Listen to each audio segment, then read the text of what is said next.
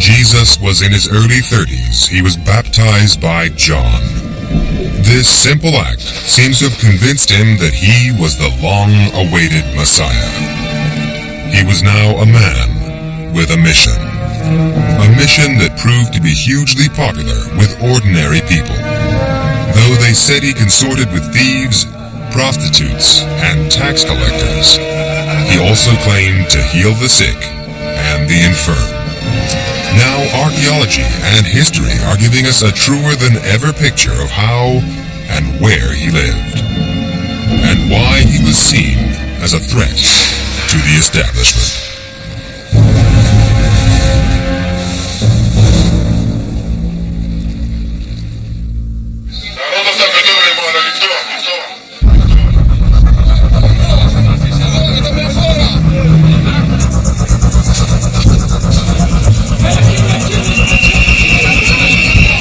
Jerusalem, today home to Jews and Palestinians. The religious and political tensions are never far from the surface. This is the Wailing Wall. It's where Jews come to pray. Many come to pray for freedom, the freedom to live in a land they can call their own.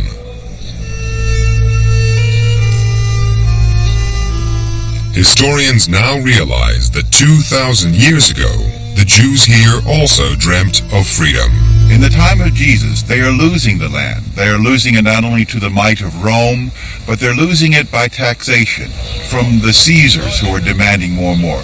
So you have an oppressed people. You have a people that are losing hope. You have people that are turning more and more to believing that God must soon do something. The Dead Sea Scrolls, written in the 2nd century BC, reveal exactly what the Jews believed, that sooner or later, God would send a Messiah, a Savior. By the time of Jesus, Jewish hopes had reached fever pitch. Religion is in the air, like in a big football game, in London or in Manchester. The frenzy that's going on, that's Jerusalem. But the frenzy is not about football. It's about God and God coming soon. Maybe this Messiah is here in our midst. How will we know? Jesus wasn't the first would-be Messiah. Over the centuries, the Jews had seen several come and go. But earlier Messiahs had led armed uprisings. Jesus wasn't a military leader, and he didn't have any troops. The facts show that after spending 40 days and nights alone in the wilderness, Jesus returned to Galilee with a very different plan, which, in its own way, was much more revolutionary.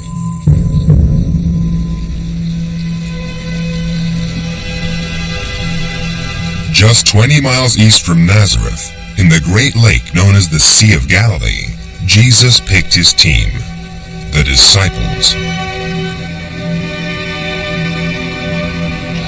Instead of recruiting the obvious candidates, such as hardened revolutionaries, Jesus picked an unlikely bunch of characters. His first recruit and right-hand man was a fisherman. His name was Simon Peter.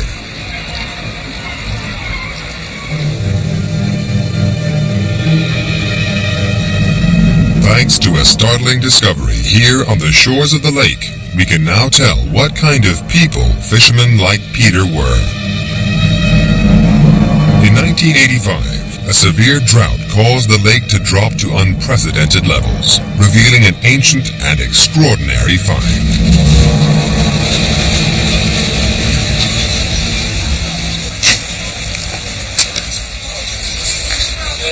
Buried next to some 2,000-year-old pottery, archaeologists made one of the great discoveries of modern times.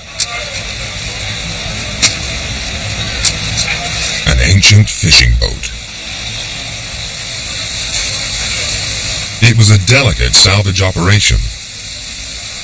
Each piece of timber was identified with red tape. Then a special foam kept the boat intact and allowed archaeologists to prise it away from the mud. Orna Cohen, The leader of the excavation was astonished that it was so well preserved. Well, that's one of the miracles we've got with this boat.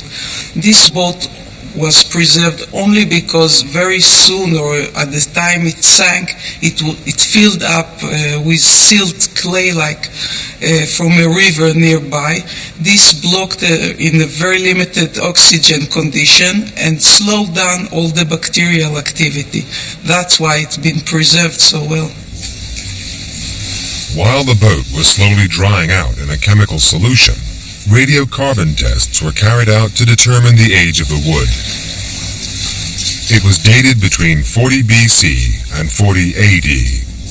These dates covered the years when Jesus lived. The boat was made of assorted second-hand timber and iron nails. Nicknamed the Jesus Boat, the relic is now proudly displayed in a museum in Galilee. But could it really have belonged to one of the disciples? Its size certainly seems to match the kind of boat Peter is thought to have used. John's Gospel mentions that Peter's boat could carry at least 7 disciples.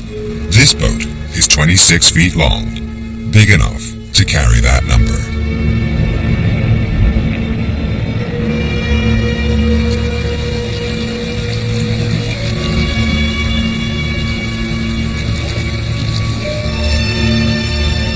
This is a replica of that first-century boat. It looks like the kind of boat a humble fisherman could afford. But in ancient Galilee, wood was rare, and a boat like this was a luxury. Orna Cohen believes Peter wasn't a man of humble means. I can only assume, knowing the condition of that period, it was considered quite an investment. Whoever owned such a boat was very relatively well-doing person, considered rich.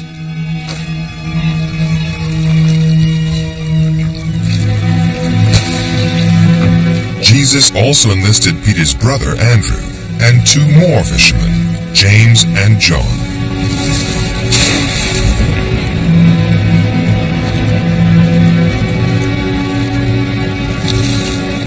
Jesus' bizarre recruitment drive didn't stop there. He also approached Matthew, a Jewish man employed to collect taxes from the Jews. And then there was Judas, the group's treasurer and the disciple who was to play a key role in the final week of Jesus' life.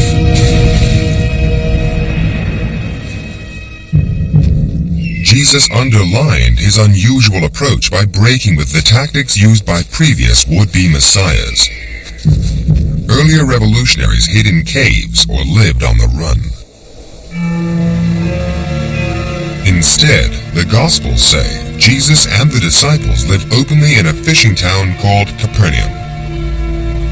Just 5 miles from where the first-century boat was found on the northern shores of the Sea of Galilee, archaeologists have identified the remains of ancient Capernaum.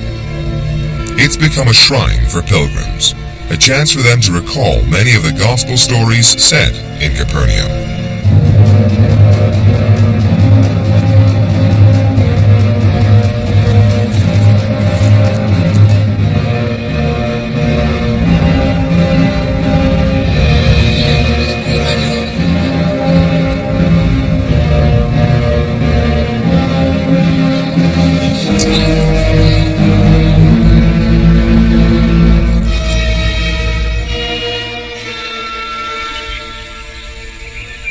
Archaeologists also believe they may have identified the house of one of the disciples. The tradition in the Middle East has always been to preserve holy sites linked to Jesus by building churches on top of them. When they started digging here 100 years ago, they unearthed a series of old churches built around a first-century house. In keeping with this tradition, a modern church has recently been built over the ruins of the house. But the new church has proved highly controversial. It obscures the ruins, and critics have likened its design to a flying saucer.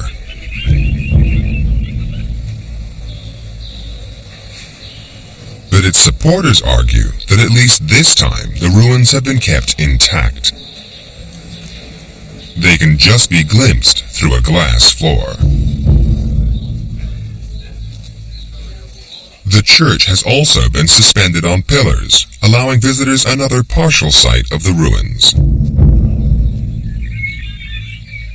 Mordecai Aviam is one of the leading archaeologists in Galilee. He and many of his colleagues are convinced they know which disciple the house belonged to. On one of the plastered walls of the house, they found graffiti, some as early as the 3rd century AD. Some of the graffiti, although they are not complete ones, carrying the name of Simon, or the Hebrew name Shimon. So this is St. Peter's Hebrew name. And so we can assume that people that came here knew that this is the house of St. Peter. In a rural area, in a village like this one, families are living for hundreds of years in the same house. So when pilgrims came here, probably in the end of the 2nd or beginning of the 3rd century, and asked natives, do you know where a guy named Shimon, Simon, St. Peter lived? They said, oh yes, of course, this building. You see this building? There's grandchildren are living there. It's hard for us now to visualize Peter's house, or indeed Capernaum. But archaeologists believe they now have enough information to recreate what the town was like. The size of the excavated area suggests that Capernaum was a town of 1,500 people.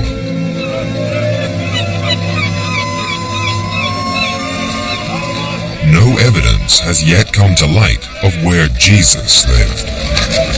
But what archaeologists can tell from the foundations is that Peter's house would have been one of several overlooking a common courtyard. So perhaps Jesus and Peter were neighbors.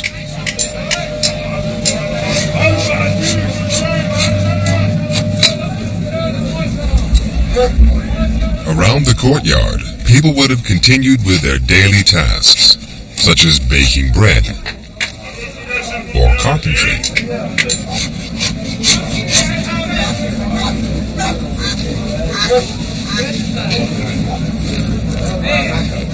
Houses were simple, they were large because those are families that live together.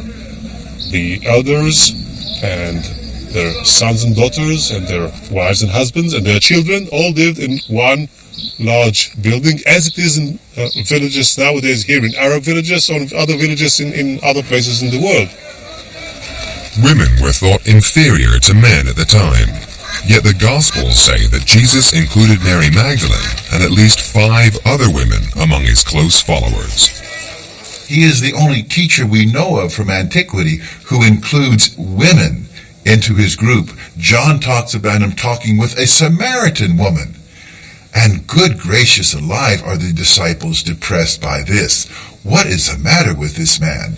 So he is even different than his followers. Jesus never married nor had any children.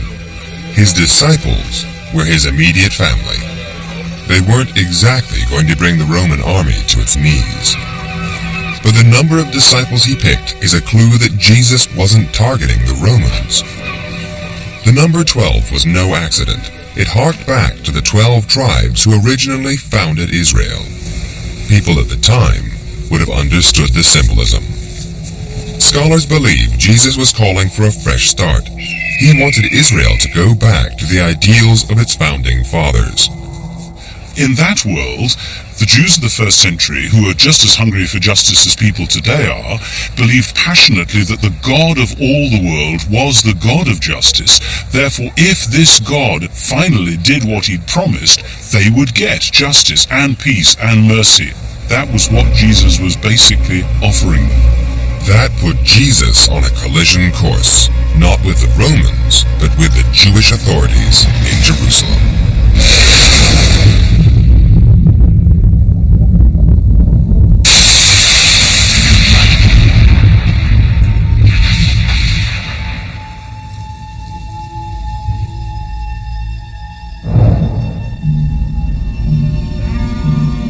The power base of Jewish society and headquarters of the Jewish faith was the temple. Jesus had first seen the fabulous gold and marble building when he came to Jerusalem at the age of 12.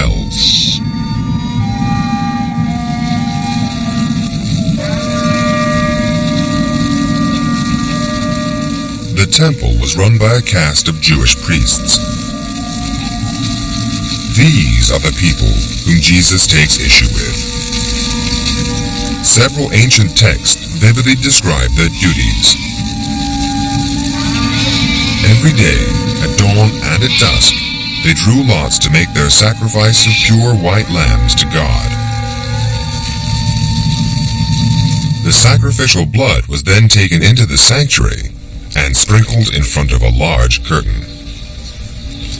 The Jews believed the invisible presence of God lived behind it. Every rite, from sacrifice to the burning of incense, was designed to keep the sanctuary pure. But according to the Gospels, Jesus believed the temple was no longer a holy place, but a den of iniquity and corruption. The temple is not only the place of worship. It's the Jewish treasury, the Jewish bank, it's the Jewish base for authority. And of course, when you have authority, you have the problem of abuse of authority.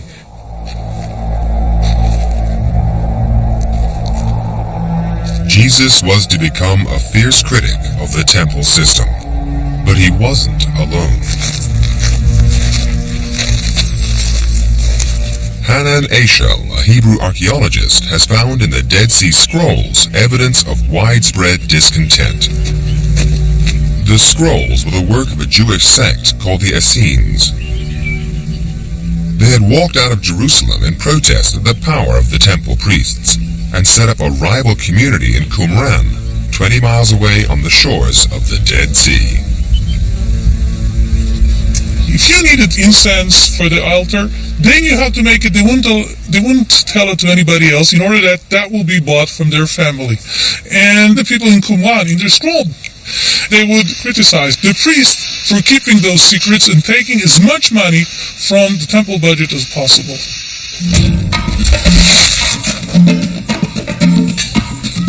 It wasn't until archaeologists dug up the streets of Jerusalem that they found how the priests spent their money. In 1967, archaeologists excavated incriminating evidence in what is now the Jewish quarter of the city. It revealed extraordinary glimpses of the lavish lifestyle enjoyed by the high priests. The area has now been redeveloped with blocks of apartments, but archaeologists had 14 years in which to excavate the area. What they found has been preserved under these buildings.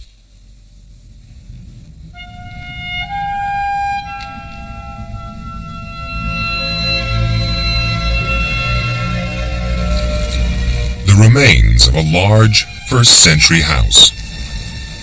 It had been decorated and furnished in the finest styles of the period. Without doubt, one of the wealthiest households in Jerusalem. It was close by to the temple, so it could have belonged to one of the high priests, but there was no direct proof.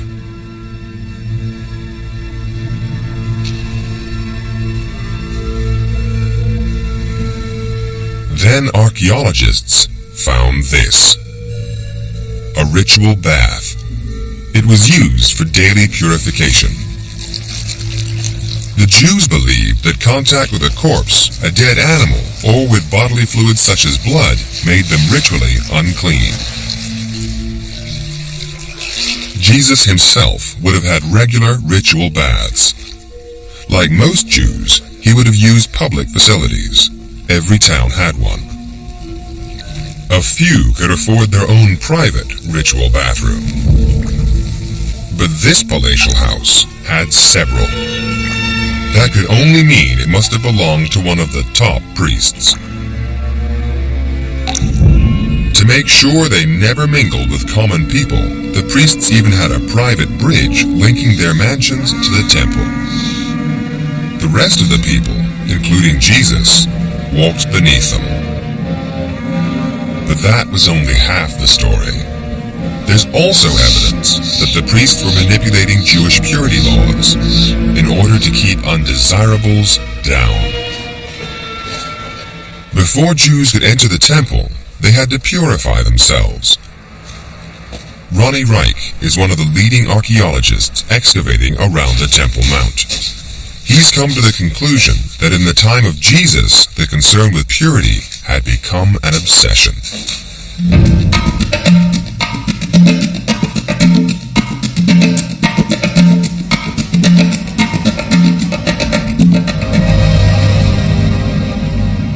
He found that the walls of the original baths would have been carefully plastered.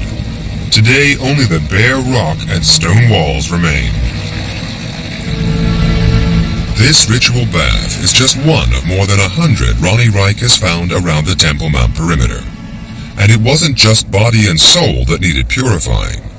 If Jesus or a pilgrim was down in Jerusalem, they may well have had to use this large bath for their household vessels, utensils, and even for their beds and mattresses. It was considered in those days like almost mania. Let's imagine the people who gathered here during the festivals, came on pilgrimage, lived here in tents. What would have happened if one bed became impure? Let's say a menstruant woman touched it.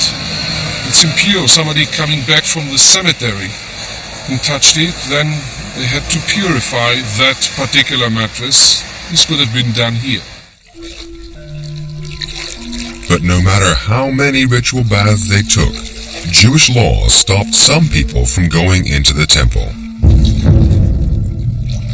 The Mishnah, a book listing rules and regulations at the time, says that among others, the lame, the blind, the sick, the deformed were all excluded. Above all, they were the people whom Jesus wanted to reach. That made him popular and dangerous. The mystery is how Jesus was going to break down those barriers.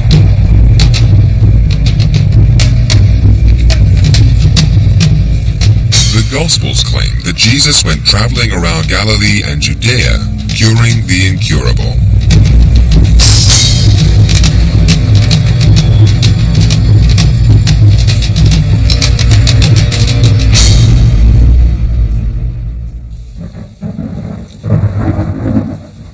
Not the call to arms many expected from a Messiah, but it was just as radical. For Jesus was going to reach out to the very people who were shunned by the temple priests, and the first on his list were the sick and the infirm. The Gospel of John tells the story of a pool of spring water in a place called Bethesda in Jerusalem. The sick would gather here in the hope of a cure. Occasionally, the waters would stir. The sick believed it was a sign that the pool had miraculous powers, and they all rushed to bathe in it. But a paralyzed man could never get to the water in time. When Jesus saw him, he said, "Get up, pick up your mat, and walk."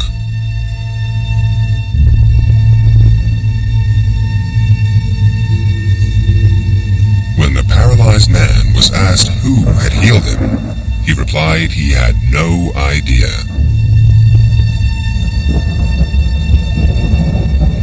Amazing though the stories of Jesus' healing are, they have mystified those trying to make sense of Jesus' mission.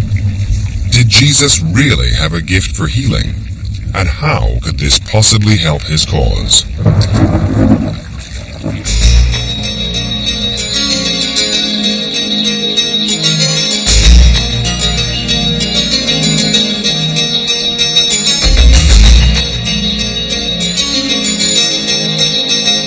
There's a clue here in Hamat Gadir, an ancient spa in Galilee.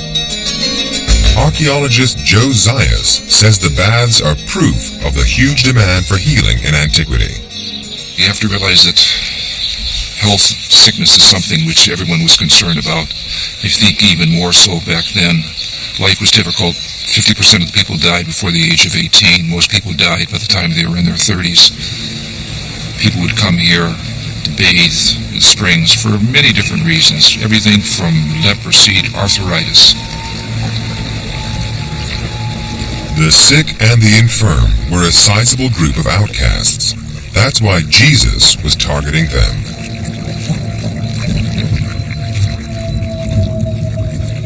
And it's now known that the setting for the story of the paralyzed man really existed.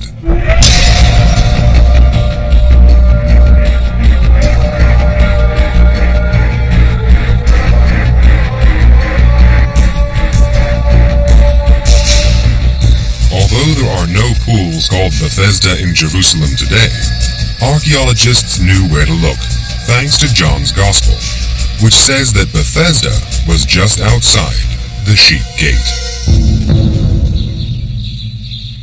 The Sheep Gate was to the north of the city, and north of the Old City today is a major archaeological site, with ruins dating back to the time of Jesus. In the 1960s, archaeologists discovered a 1st century temple to Asclepius, the Roman god of healing. They also found a series of small rock pools. Jerry Murphy O'Connor took part in those early excavations, and he's in no doubt that this is the setting for the story of the paralyzed man. Well, the location that St. John gives in chapter 5 of the Gospel is that it was outside the Sheep Gate, and the Sheep Gate in the north wall of the temple was just about 50 meters south of here.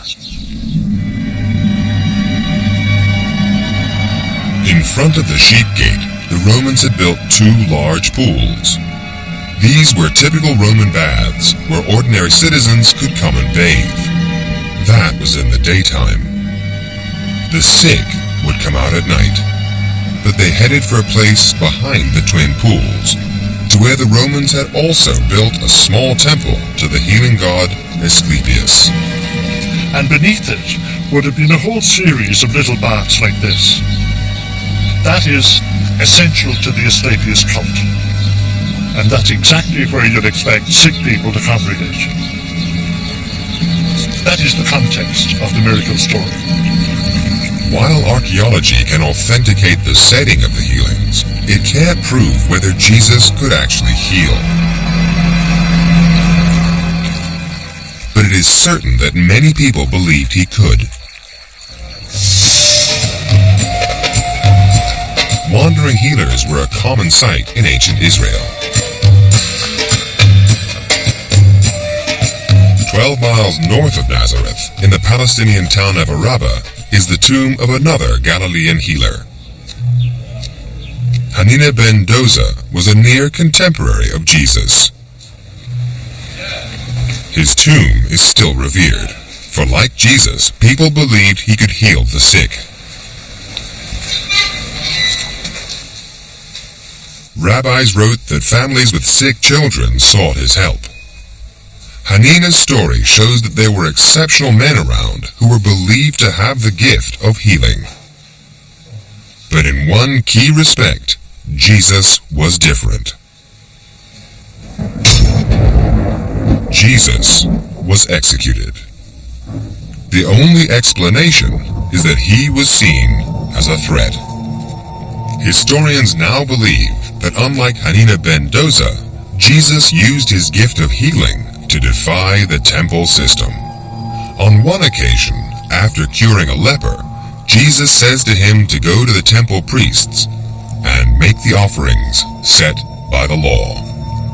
Jesus brought these people back into society, and not only did he bring them back into society, but he challenged the religious notions at that time. People who had the disease, who were cleared of leprosy, Jesus told them to go up to the Temple Mount, something which these people were totally excluded from. And it's unfortunate attitude in antiquity towards people who had any type of illness is that you deserved it. The wages of sin is death. You got sick, you deserved it. Anybody who can heal in a world without modern medicine is bound to draw large crowds, and this may account for Jesus' popularity in Galilee. But however subversive, the healings were hardly grounds to have him killed. Something more must have upset the Jewish establishment.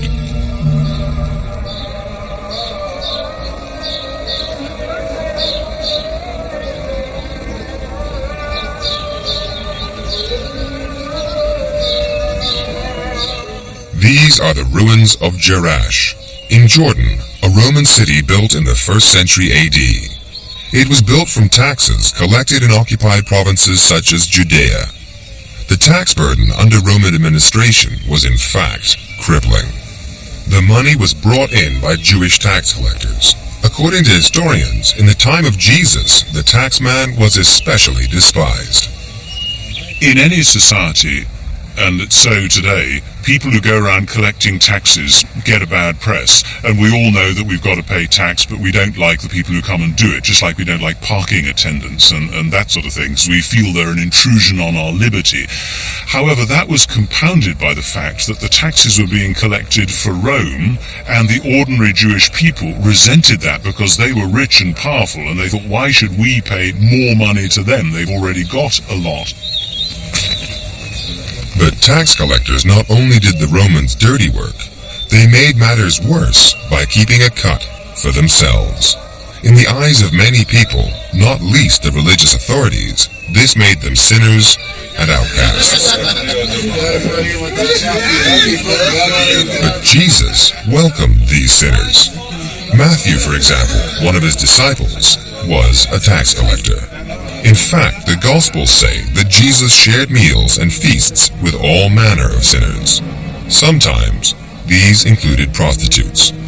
They too were despised as sinners by the priests because, like tax collectors, they may have been in contact with an impure race. The Romans. The Romans were Gentiles.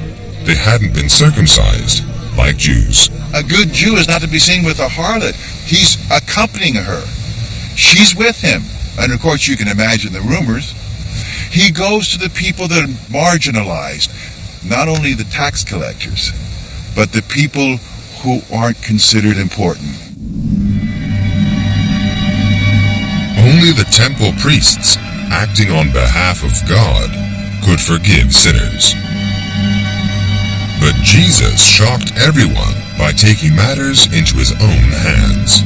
On one occasion, when Jesus is invited to dinner, a distraught prostitute comes into the house. As the woman wept, her tears fell on Jesus' feet. She then wiped the tears away with her hair, covered his feet with kisses, and rubbed them with ointment. When she was finished, Jesus said to her, "Your sins are forgiven." Jesus is upstaging the temple. We can get a handle on what this means if you imagine the sort of official things that go on in our society. If you want to get a new passport or a driving license, you have to go to the issuing authority to get that. What we find Jesus doing is out there on the street offering to issue somebody a new passport. And this is offensive because he's bypassing the system and thereby is presuming to speak for God. The Gospels say the priests were outraged.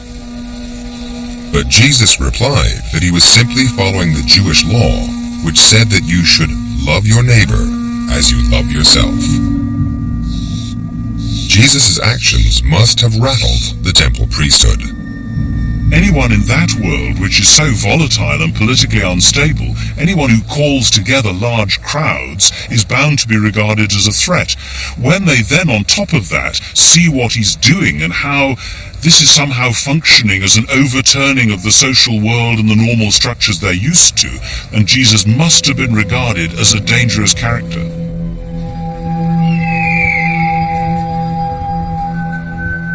But Jesus didn't stop there. He also told stories with a deeply unsettling message, and not just for the priests.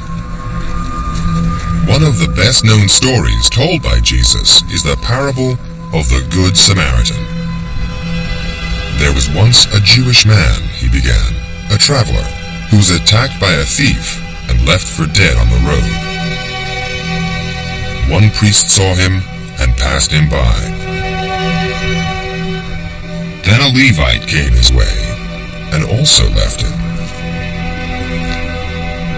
But a passing Samaritan had compassion. He bound up his wounds and took him to an inn. He even left some money with the innkeeper to look after the injured man. Most people think the parable was all about helping strangers in need. But in the first century, it would have carried a deeply unsettling message. For the Samaritans weren't strangers, but neighbors. They still are.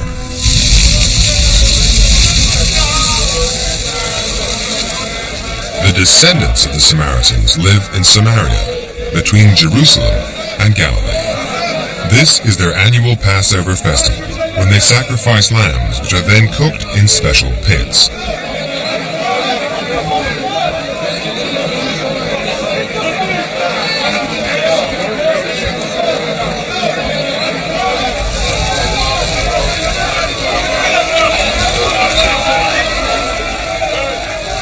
The Samaritans and the Jews worship the same God and celebrate the same rituals.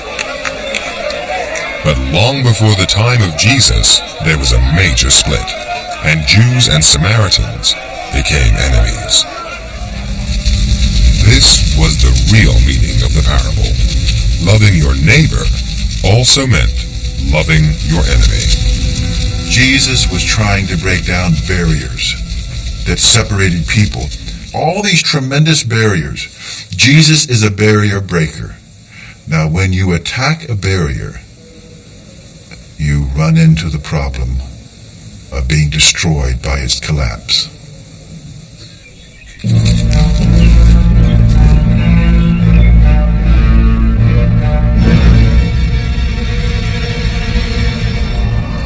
It was one thing to tell subversive stories from Galilee, but sooner or later, Jesus would have to decide whether to confront the priests in person. This is the Mount of the Beatitudes, overlooking the Sea of Galilee. It's the spot where the church says Jesus delivered the Sermon on the Mount, his most detailed vision of how he would usher in the new age. Although it's right next to Capernaum, archaeologists can't be sure that this was the right mount. Well, if there was a Sermon on the Mount, it might well have been somewhere in this area, but actually we don't know either of those things, because for a start, Jesus could have come up not just this hill, which is quite a small one, but any of the hills behind where we are or over the other side of the lake, and the chances are he said the same sort of things again and again and again. They didn't have mass media, radio, TV, didn't have any of that, so what Jesus had to do was to say the same things repeatedly so that different people would get the message. Now, it's quite likely that what we have in Matthew's Gospel, which we call the Sermon on the Mount, is undoubtedly an edited and shaped version of some of the sayings that Jesus would have said on that sort of occasion. One of the most memorable things Jesus said was the Lord's Prayer. Some of its lines, "Forgive us our sins as we forgive those who sin against us," summed up the themes that Jesus was pursuing. The Lord's Prayer is still recited by millions all over the world in dozens of languages. Remarkably, it can still be heard in the language which Jesus spoke. This little church is in the old city of Jerusalem. When Jesus spoke to his friends or to his disciples, he would have used Aramaic. They don't speak it in Galilee anymore. In fact, like so many ancient languages, it's disappeared. Well, almost. Aramaic is still spoken in remote parts of Syria, and this is a Syrian Orthodox Church.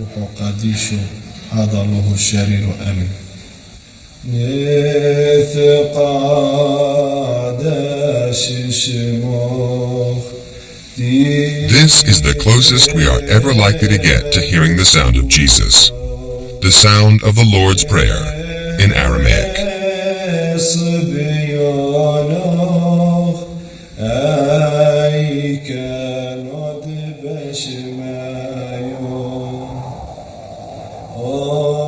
It may have been a memorable prayer, but prayer alone wasn't going to get Jesus very far.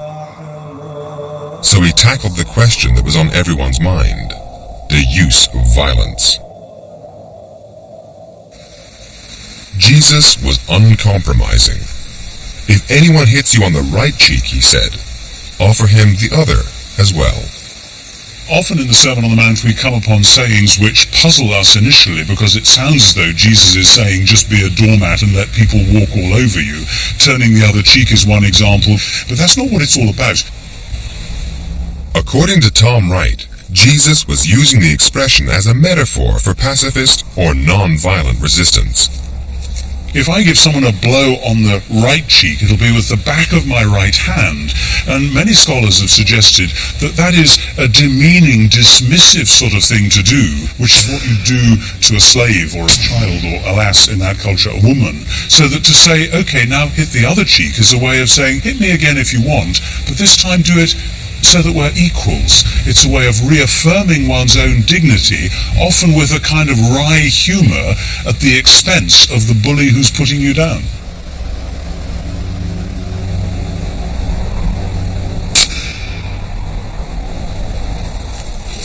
His disciples and close followers would have been in no doubt what that meant. Jesus was ruling out the path of violence taken by previous messiahs. Jesus is saying, if you fight evil with evil, it's always evil that wins, and somehow a different way of conquering evil has to be found.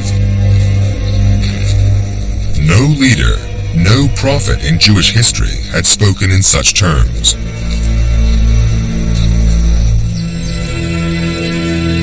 For a year, maybe 3, Jesus traveled around the country preaching his radical message. He caused further outrage by taking his message to Gentiles. On one occasion, in his adopted town of Capernaum, a centurion asked him to heal his servant, who was severely ill. This was a big test. The Messiah was only supposed to come and save the Jews. But once again, Jesus overturned the expectations and healed the servant. For Jesus to go to the house of a Gentile or to do something in relation to a Gentile would have been like Jesus going to eat with a sinner or whoever. It would be a sign that he was breaking through normal barriers.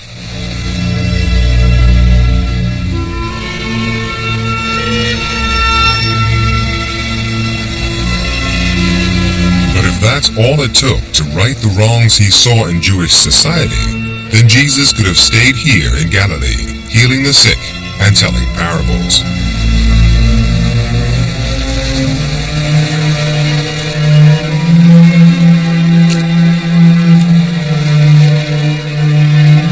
Instead, the Gospels say that Jesus decides to make a stand once and for all.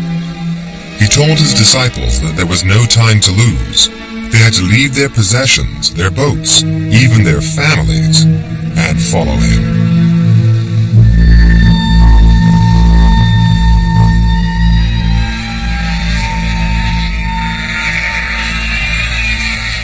They made their way from Galilee to Jerusalem to confront the temple priests.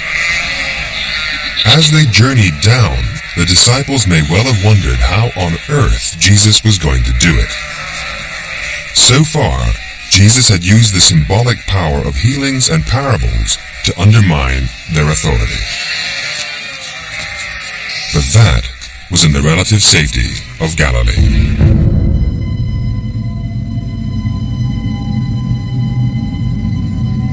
The evidence shows that Jesus was going to press on with his symbolic protests, only this time under the very noses of the temple priests.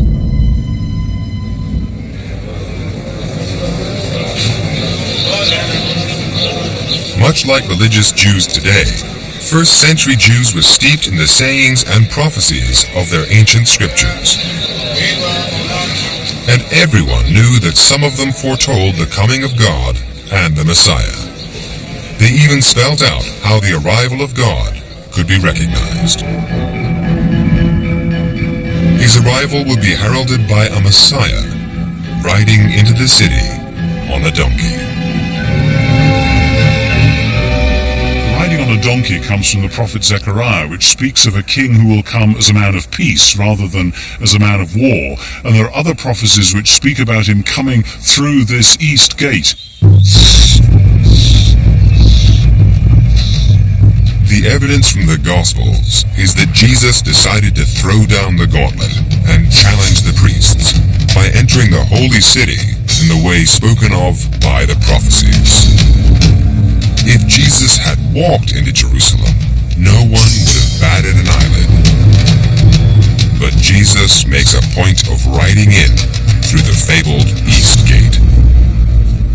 There are several prophecies that Jesus seems deliberately to be picking up and echoing, and it appears that Jesus was consciously acting out God's judgment on the city and the temple system that was refusing his message.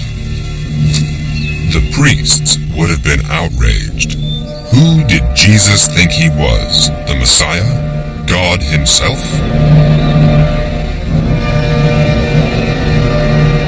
They would soon find out. Jesus couldn't have picked a more dangerous week to enter Jerusalem.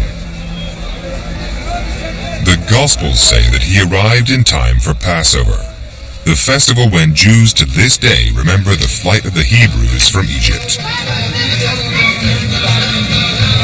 Helen Bond, an expert on the politics of the period, believes Jesus' timing was deliberate. Thousands of people were converging on Jerusalem, flocking into this tiny, tiny city, all heaving together inside the walls. It was a very, very tense time, and the whole city, I think, would have been like an immense tinderbox, that it just needed one spark, and that was it. The Roman governor in charge of Judea at the time was based 60 miles away in Caesarea. His name was Pontius Pilate. He would also have had to make the trip to Jerusalem, albeit reluctantly. He would have had to leave his nice, pleasant, cool villa at Caesarea, full of all the pagan, Gentile things that he was used to, and he'd have to make the journey with a fairly sizable amount of troops down to Jerusalem. The feast attracted so many different people from all over the empire that there was a worry from the Roman point of view that there could be riots and insurrections.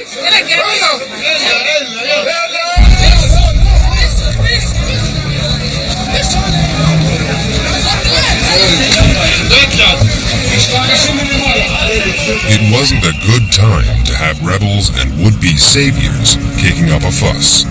Yet that's precisely what Jesus sets about doing. In the afternoon of his first day in Jerusalem, the Gospels say that Jesus went around looking at everything in the temple area.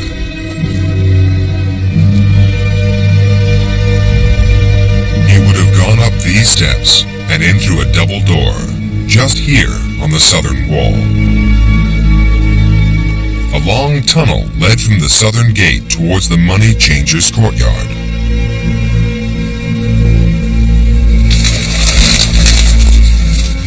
That day, Jesus would have seen the evils he had denounced time and time again going on in the heart of the temple. Pilgrims had to change their impure currency for pure temple coins. The coins were used to buy blemish-free white doves to sacrifice to God. The permanently impure, such as the sick, were kept out by guards. The next day, Jesus went back.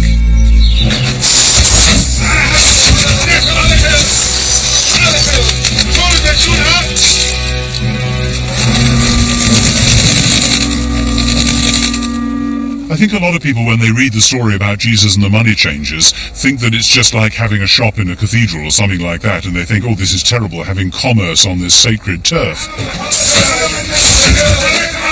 But actually, this is a calculated act. It's like somebody deliberately going into the main square of the capital city in Washington or London or wherever and burning the flag. It's a way of saying this system is under God's judgment, and people, I'm sure, would have heard it like that.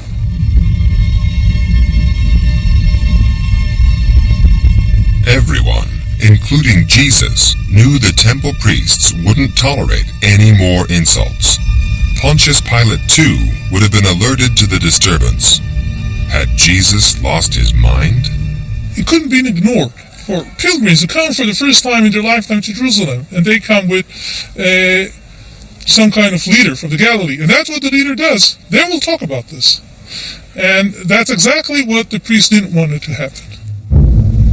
Everything Jesus had done so far, the healings, the parables, the provocative entry into Jerusalem would have won him more support. But equally, it would have got him deeper into trouble. A confrontation with the temple priests was looming. The outcome of that encounter would decide the fate of his mission.